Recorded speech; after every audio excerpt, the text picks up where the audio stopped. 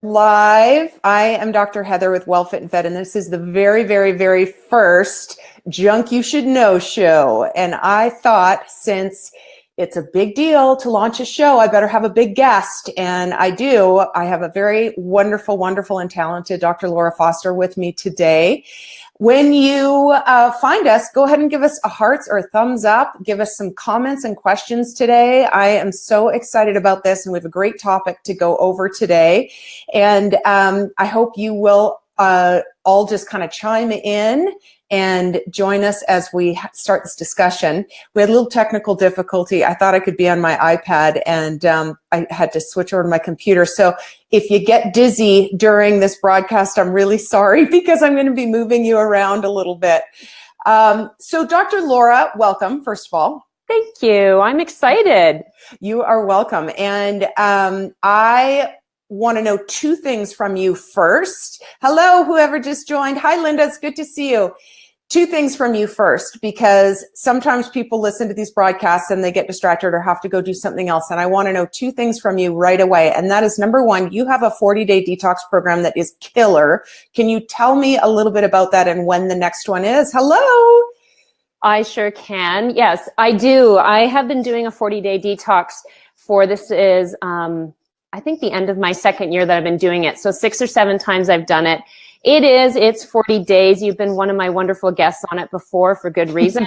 And I'm running it again. It's going to be on February 21st as the start date. And it's one of those programs that helps you reestablish a great relationship, or even establish a great relationship with food. And it is fully supported by me and guest experts like yourself and several others. It's all meal plans. It's all online. We have weekly webinars and complete recipe books and all the support you could want. So if people are interested in that, oh, my sister's here. Hi, Audrey. We just bring in all the best people. Yeah, so that's starting on February 21st, and you can get more information on my website, which is drlaurafoster.com. Okay, that's awesome. And I have both been a participant in that program and, as you said, a speaker. And it's just such a great program. So it's a 40-day commitment. There is so much material you're going to get during those 40 days. And so I know, and what was the date you said you're launching the next one? It's a Wednesday, February 21st. Perfect. Okay, great. So we'll remind people of that as we go through. The second thing, you have a amazing retreat coming up. Can you tell me a little bit about that? Yeah, let's go quick so we can get to our content. But it's starting on April 21st. It is 7 luxury days in Nosara, Costa Rica. It is myself, and it's also David Good, which is one of my favorite yogis on the planet. And it is what I would think of as a soul-inspired workshop and an entire retreat where someone hands you the hot coffee and the organic food and provides the experience where you can expand and grow and, sink down. And we're going to have amazing discussions, and we're going to move our bodies and just have an amazing time. So there's only a few rooms left. I think we have 3 rooms left, so you can also get that information on my website. Okay, and say your website one more time. It's drlaurafoster.com, and that's Dr. Laura Foster. Perfect. Okay, so Dr. Laura, we are talking about tools that rule today. And the reason we're talking about that, you and I have talked about this before, that we are in a generation of people who either didn't learn how to cook, don't cook, brought up on processed food, everything as quick as can be, poured in some water, heat it up and put it on a plate, or pull it out of a can. And so now people don't know how to cook for themselves. And we've seen the disastrous effects because of that. And now we need to get back to it. And people are intimidated to get into the kitchen and do stuff. And even if you know some of the basics, sometimes it's like, to take those next steps to make a slightly more complicated or a more interesting type of thing in the kitchen, it can be kind of scary. So I thought it would be great to go, I know you have some awesome tools in your kitchen. Every time you bring them up, I'm like, I need that. So would you, just without further ado, share some of your most favorite kitchen hack tools that are available out there? I am happy to. And we never discussed which ones we were going to bring to the table. So I thank you for letting me go first in case you have them all. So you might be surprised by some of the things that I'm going to recommend. And, you and I have talked about this, is that being in the kitchen can be fun, but it helps to have things that help you have success. I know I've gone on Airbnb and rented places where they literally have the absolute worst things that you could ever try and use in a kitchen. And now I understand why people get so frustrated. So I'm going to share maybe some odd things. I have some small priced items and then I have a luxury item that I'm going to show you. But I'm going to start with this. Woo! And funny, my mom is actually an amazing cook, and I just introduced this to her a few years ago and it's changed her life. So let me just tell you, without being too funny about it. One is, this is a chef's knife. And what I love about a chef's knife is it doesn't have a backing on it right here. So the knife goes to the very end. Oh. And it allows you to look like one of those people on the Food Network, on TV Network, because it allows you to cut up things really rapidly without cutting your finger off, which is really important. One is you must have sharp knives. There is nothing that's going to frustrate you more in the kitchen than a dull knife. So buy a decent one. And this is a Sapporo. It wasn't like hundreds of dollars or anything, but it's fairly expensive, and I get it sharpened at my farmer's market. So what I like about it, when you see people and they put the tip of the blade on the cutting board and they go cha cha cha cha cha cha cha cha cha cha, you will look like that. Oh my God. You just That's awesome. Keep your finger out. So all those things that you need to cut up, this is going to make it so much easier. Get rid of the little paring knife. This will change your life. Okay? Chef's knife. Do you want me to keep going? Please. Okay. Just let it roll. You got great stuff, so go for it. I know this looks like a peeler, and it is, but what I want to say to you is this is a titanium peeler. It's a good quality peeler. And when you make lots of vegetables, and especially at this time of year when you love to have, like a lot of your root vegetables, you do a lot of peeling. And if you're like me, I love to make squash soups and things with yams and sweet potatoes. It's so frustrating for me to try and get a really crappy peeler through. So this thing is amazing. I've seen lots of them. Really what I'm just trying to say to you is don't buy the cheapest peeler you can find, because buying a good peeler that is made out of titanium, meaning that it's super strong and sharp, will make all of those jobs much easier. So I can get through that. Between that and this, man, you should see how quick I can cut up a squash. That's awesome. Okay. Along the same lines, I'm going to say this. This is a small grater. When you have the big graters and you are wanting to zest something, or I don't eat a lot of dairy, but sometimes I will have raw Parmesan, which I put a little bit on. I find it frustrating to take out the big one and you're like trying to put just a touch on top. One of these is kind of cool because it's super sharp as well. It's small, it's handheld, and it allows you to just give a little bit to all your plates. So sometimes it's those small touches in a meal that make them look so fantastic. And you think, it's going to be this big deal. If you can make it easy for yourself, then you can zhuzh up your meals, because we eat with our eyes first. Okay. Yeah. So that's great. Right. So anything that helps. So having said that, I'm going to go to my dish selection in a bit, but I'm going to struggle a bit and I'm going to try not to strangle myself in the process. Okay. I think it's really important to have two decent kinds of cutting boards for the very same reason that we talked about. When you're trying to reestablish a relationship with food or deepen your relationship, it means that there's some level of prepping that happens in your kitchen, of course, because there's only one way to get to it, and that means you actually need to do it. And I know you've got tons of great suggestions, and I love your reset for that, because you teach people how to do it in a short period of time. This is my ugly cutting board, but this one here is important because it is a meat cutting board. So you need to have a meat cutting board and you need to have a vegetable cutting board. So a meat cutting board should also have a ridge down the side so it collects the juices. The reason I have this ugly cutting board and I use it only for meat is I can put it in the dishwasher and I can sterilize it really well. Brilliant. But I got a new one for Christmas. You see it? Yeah, that's awesome. Okay. My boyfriend gave this to me. I honestly, I think I literally jumped up and down. So you don't have to have one that's maybe this deluxe, but I'm just trying to show you the scale of it. It's massive. It is massive. I had 2 teenage boys, Heather, This is what it takes to feed my family. Okay, so the reason I like this is for the same reason I hate the small ones. It's super important to be able to make your job easy. And I'm just saying, it looks like a luxury. It looks really pretty. I look like I'm like super deluxe in the kitchen just by having it on my island. But it allows me to prep a lot in a short period of time. So I spend a tremendous amount of time, not a long time in terms of hours in the week, but in the hours that I'm in the kitchen, a lot of it is right here, chopping and dicing and doing different things to make my job really easy. So I think having a great cutting board that has a nice big surface area seems like a little thing, but it can actually turn into a lot. I love it. Okay.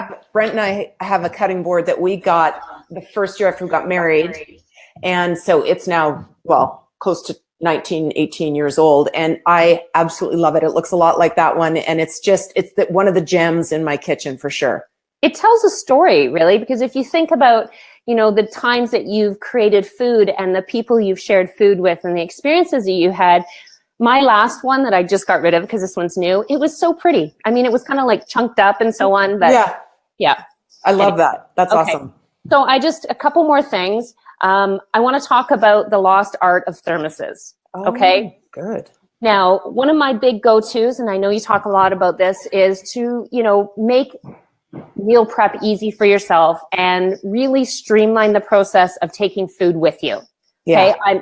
Big no for me on the microwave. So I like to take warm food with me, and I have a variety, and my children do as well. They take leftovers to school often, and no, they are not ridiculed. Not that I would care if they are, but I know they're not. Yeah. So things like if you have things like this, like a wide mouth stainless steel, I would prefer that you use stainless steel over plastic. Thermos, I have a few different sizes, and of course the thermoses have grown in size as my kids' appetites have. But soon they're going to have those big ones that your dad took to the work site. Yeah, exactly. But having said that, this is a really great way for me to take a small snack, whether it be soups or stews. I even make hot elixir drinks, Dandy Blend elixirs. I know that's one of your not favorites. One of my favorites, Laura. Okay, mushroom elixir. Okay, good. Different things that I like to take with me that give me a shot of protein and fat, and is a really good quality, I'm going to say snack, really. So some of mine are more drink-based, meaning that they're narrow, and some of them are really wide like that. So, perfect. I would go to your hardware store. You don't necessarily have to go someplace expensive to get them. If they are stainless steel, they're going to work great, and they're not going to leach any bad chemicals into your food. Great. Okay? Great suggestion. I was just going to say, none of these are on my list yet, so this is fantastic. Okay. Wait, except that one. Okay. Seriously, go to your hardware store. You are going to think it's the best place ever. For kitchen tools. Kitchen tools. Okay. Really, it's a mason jar. I know it's glass. The same reason that I said to use stainless steel, I want you to use glass. You want them to use glass. Get away from plastics as much as you can. There's lots of estrogen mimicking chemicals and things you do not want in your diet. So what I love about a mason jar is it never changes the taste of what you're eating. They are more hearty than you think. And lots of times they are just so dang convenient. Yeah. So I will often make my water in the morning, meaning when I say make my water, I mean I pre-portion it out so that I'm not relying on going back and forth to the fridge. I love this because this also allows me to put food in here. So whether it's a smoothie that I'm taking into the clinic and I'm putting it into the fridge while I'm working, or I make a salad on the go, or I have something else, if you buy the wide mouth ones, then you're going to be able to eat out of them. Okay, you can drink out of the narrow ones, but you can eat out of the wide ones. So I really like that. So, and you can also get them in purple. I just thought I would show that. Wow. I got green ones, but I don't have purple ones. See, and that's the same thing. And we don't need to belabor the point, but just having containers that are really easy to, make it easy for you to be able to grab a portion of your leftover dinner or quickly pull something together. It just makes all the difference in the world. Okay? Let me ask you a question. So one of the questions I get is, but plastic has come so far and they've got that little mark on the bottom that says it's good plastic and it's, it's not going to, so what comment do you give someone to still push them over to glass? Like, what would you say about the quality plastics that are out there? It's plastic. Yeah. And, it may be BPA free, but it's going to be XYZ, something else. And in 3 years, hi, Vanessa. And in 3 years, that will be the new thing to go to. So you know what? Just use that. To me, common sense says that it's going to break down, right? It's not the same thing. It's not meant to be heated and contracted and so on. So, yeah, exactly. Great. So keep going. Two more things. Am I good? You're great. Okay. All right. So I want to talk about, I'm really big on the relationship with food. And so I like to make sure that when I'm eating my food, I'm in love with my food. Okay. And I think that's important. So when we're going on the lifestyle of clean eating and appreciating, then I would say, and it's important the way you put your food before you. 1, you want to sit down and eat your food. 2, you want to make it look appetizing. So I'm not saying you got to make it look pretty like some sort of Instagram post. I mean, you want it to look appealing to you. So I am a big proponent of the white plate. I know that just sounds ridiculous, and I see that you put your food on a white plate a lot of times as well. And there's a reason why we often do. It's because the color contrast of food on a white plate makes it look a lot more appetizing. And if you have trickiness with portion control, be careful about the size of the plate that you're buying. I know this looks big because it's like one of these right now, but this is actually not a very big plate. It was purposeful. It's like an IKEA plate. Honestly, you don't have to make this difficult. The reason I have a small plate is because I take smaller portions. It tricks my brain because this is really all I need or less. So if you have portion control issues, which most of us do to some extent, you can also practice eating on a smaller plate, which I also think is really helpful. So sounds funny, but just some of these this is a hack, really. Yeah, it is. Some of these small things can make a big difference. So appreciate your food by using lots of colors and display them nicely for yourself. Having said that, I love to make small bowls in pretty bowls of veggies and so on, and healthy dips for my kids. And I'm telling you, you stick them in something like that, pull out your best of the best. Who cares if they break it? They're going to eat it, and that's what you wanted. Yeah. That's great. Last one. And if I grunt, it's because it's heavy, okay? Okay. Here we go.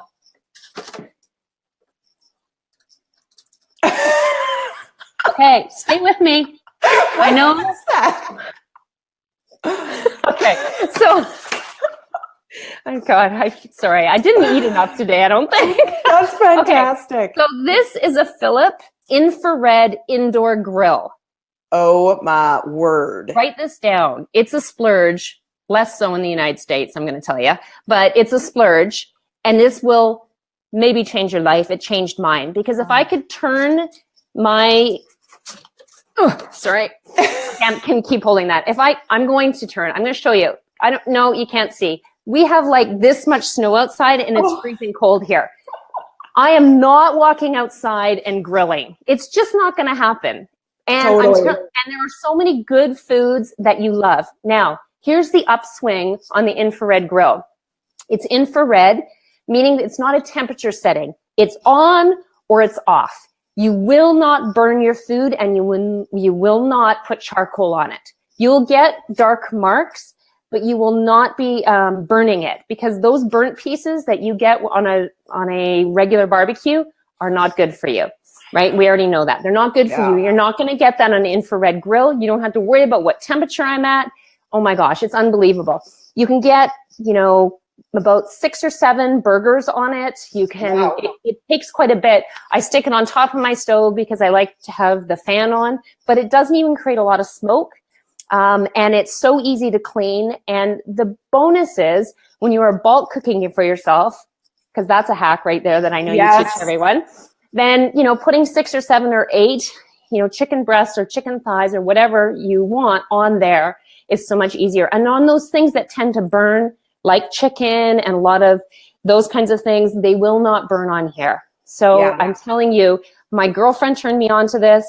I have never been more excited. And it's one of those things where I feel like a freak, but I tell everybody about it. So take a look at it. It's an infrared indoor grill by Philips. I love it. That's awesome. That's a great lineup, Laura. Thank you so much. You're welcome. So what do you got? Okay. Well, as I was telling everybody at the beginning, some of you have just tuned in. I was all ready to do this broadcast on an iPad, and then it suddenly told me I had to do it on my computer. So I'm going to drag you. I'm going to put you down over here, and show you a few things. And the only common one is the mason jar that I have that was yours. So we've got some different stuff. Okay, I'm going to put you down over here and see if I can make this work for y'all. All right. Okay. Now, whenever I either have a kitchen tool that I buy for somebody else because I love it so much, or I get a second of or whatever, I figured that's got to be in the category of needing to share it, right? And so one of my absolute favorites is, now I'm not plugging Pampered Chef, but it does happen to be a Pampered Chef pan. But this is a Pampered Chef fry pan that comes with a cast iron lid to it. And here's what's so cool about it is you heat it up in advance of cooking whatever you're cooking, and then you stick it in there and it cooks both sides at the same time, obviously, because you've heated up the cast iron top part of it, and it's amazing, and it cooks. And like you said, Laura, it's really hard to burn stuff on this, and so that's one of my most favorites, and it does happen to be from Pampered Chef, so you can find that there. I love that pan, so I have 2 of those right now. I love that. Yeah, it's awesome. And then another favorite is mini chopper. This thing, I use it probably 2 or 3 times a week. I've never had a normal food processor like the big one. Do people still use those? I don't know. But you do? You're like, me? But that would be better. Yeah, but I use this mini one for chopping nuts, chopping veggies, making dressings, just about anything. And I didn't lug it in here, but I know you love your blender. I wanted to bring my blender in because my Vitamix blender as a kitchen tool is used every single day for a smoothie, for, again, sauces, chopping, anything. So a really, really good blender can really change your life. And there's some good ones. There's lots of good ones out there. I'm a big Vitamix fan. Which one do you use, Laura? I use the Vitamix. I bought one of the competing brands. Yeah. I sold it. It was expensive, but it did not work as well. I say buy a bottom of the line Vitamix. Yes. You'll still love it. You'll still love it. And best guarantees. Yeah, you'll never, ever, ever, ever, ever replace it, because they'll replace it for you if you have any problems with it. It's amazing. We already talked about a mason jar. I also love my mini spiralizer. Okay. So spiralizers, you're all seeing it now, because now all the grocery stores are spiralizing stuff and packaging it up, and you can buy it ready spiralized. But spiralizing is such a great way to get a ton of veggies in, for one, but also if you love pasta, then spiralizing sweet potatoes, zucchini, carrots, whatever you want, and then just sauteing it and then putting your meat sauce or whatever pasta sauce you want to put over top. So good, so easy, and they're fun. So I love that. 100%. And easy, right? You just said that. So easy. Yeah, it's so quick, and you get so much vegetable in, and it's fun. I love it. So that's a great one. This has to be in my top 3. This is called a herb cutter. And how annoying is it to try to cut basil or cilantro or rosemary? And using fresh herbs is so awesome. It will change your whole kind of thoughts around using spices once you start using fresh herbs. And this little guy cuts up herbs in a second. They're all finely chopped, perfectly evenly chopped. They're amazing. You can just get this on Amazon. By the way, guys, I am going to put links to as many things as I can in the comments section. So check back later if you want direct links to some of the stuff Dr. Laura and I are talking about. But this is great, and it just undoes, and then you can just kind of, there we go. It comes apart, and you can just kind of do it up in the dishwasher or however you want to do it. And that's a nice one. Okay, I'm all on chopping and slicing today, because my next one is a chopper and a slicer too. I only found out what this was like 2 years ago, and this one actually isn't even out of the box yet because I got it for Christmas. I'm sorry, I'm having a little trouble with my hair. I have fears about that thing. It is a little blade scary if you have knife issues, but it is a mandolin, and I was like, isn't that like an instrument or something, a musical instrument?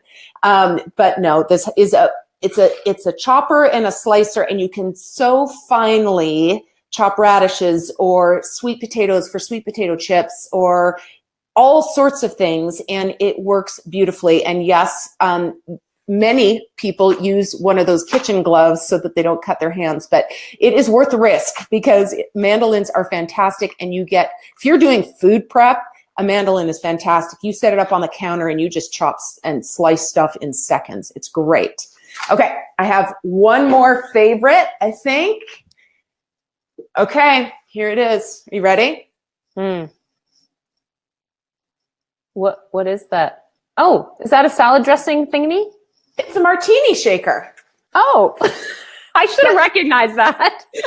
But among martini, other than martinis, I use it to make salad dressing. Mm-hmm. So what's so great about a martini shaker is it's designed to mix stuff really, really well. And so I put oil, vinegar, spices, garlic, salt, pepper, lemon juice, whatever, stick it in there, shake the bejesus out of it, and just leave it. And then guess what? You can pour it on your salad through the strainer, and it works awesome as a salad dressing container. So that's one of my little favorite hacks in the kitchen, is using a martini shaker for salads. And that's what I got. Do you have anything else? Do I have anything else? Yeah. I guess everyone else can't really answer you. Well, I'm looking at the live comments. I'm not seeing any. Okay. Oh, here we go. one of the people was like, "Thanks, shopping spree." Well, I know. I was just thinking, why are we doing this after Christmas? I know. I know. You brought up the cast iron, and yes. I have to say, I have one sitting on top of my stove. I'm actually going to grab it because I want to show you something. This is called a labor of love. Do you see the patina on that? Okay, so can we just have a quick talk about that? Because I cannot get my husband to stop putting soap suds. Yeah. So explain to me why you do not wash a cast iron pan. Well, because you are creating a surface oil surfactant on top of it. And okay. Granted, it does take a little bit. You have to, if you are like one of those people that just desires to not have any sort of effort in the kitchen, this is not the pan for you. It will be the pan that will frustrate you to no end. Okay, if you have a fat aversion, which you should not, because if you're cooking with healthy fat, you are seriously loving on your nervous system and everything else in your body. So the deal with these is you do not wash them with soap. Okay. Very few people do. It doesn't work that well, but the key to it is that you can't put it away without kind of reseasoning it. When you buy it, you coat it, you bake it in the oven, you coat it in a little bit of avocado oil, and you put it back in the oven, and you do it again and again. Really thin layer. Okay. Once you get to the point where it's like this, you would use it as any other. You don't put it as high, and you let it heat up. So you can do it high but for the most part, you're going to cook a little bit lower on it because it just distributes the heat really nicely. When you're done with it, you wash it with water, and you can get this kind of scraper that it has. Then you allow it to dry, or you quickly put it back on. You let it on some heat. The water goes away. You coat it again, and then you put it away. Got it. And I know those are a few extra minutes, but I'm telling you, it's really important, especially if you go to the effort to buy good quality food, and you buy organic food, and you do all these healthy things, and then you cook on a Teflon pan. I know. Right? And we all kind of have a love-hate relationship with a Teflon pan because of the convenience, but I just don't think it's worth it. If you can try to find other ways to cook with either stainless steel, really good stainless steel definitely helps as well, or you start to create a relationship with a cast iron pan, because that's what it is. It's just a good thing to do, because then all of your efforts are going in the right direction. I love that, Dr. Laura. That is fantastic. And I'm just walking you to the other room because my computer's about to die. It's just been a wild technology day today. So you guys get to see my crazy office. Because I have a couple questions for you before we sign off. The cast iron pan that you just showed us, are you saying that treatment that you suggested is true for any cast iron? Any cast iron. Okay. You can Google it. There's lots on this. They all say the same thing.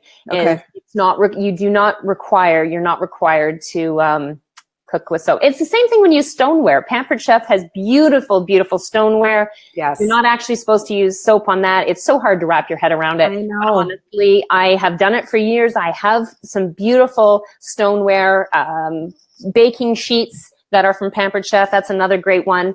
Yeah. And you just don't soap it. Yeah. I know. I have a husband he's a dishwasher, and I am thankful for it. It's awesome. But I'm serious. Like, if I don't grab it out of his hands, he just can't help himself. So it's hysterical, actually. I understand. Yeah. But anyways, Dr. Laura, thank you so much. I want to just give your information one more time. So 21 Day Fix is middle of February, right? February 21st is my 40-day sugar detox. Yes. Ugh, I said 21 day, didn't I? I know. Well, there's a lot of 21s there. There is. 21. Yes. Yes. Sorry. February 21, 40-day detox coming up. How many seats are left at your retreat? We have 3 rooms and 1 room that has some shared, there's some beds in there. So shared. Okay. Yes. Okay. And so not a lot. No. And I know what kind of show you put on. And if anybody is even thinking about something like this for this year, I'm telling you, you need to go and do this. It's just absolutely amazing. And this was our first Junk You Should Know show. And I am so, so grateful for Dr. Laura coming on, even with all of our technical difficulties. This was a total blast. And I just really appreciate you. And I appreciate all of you who are watching. Thank you so much. And we'll see you next Friday at noon. Goodbye. Bye.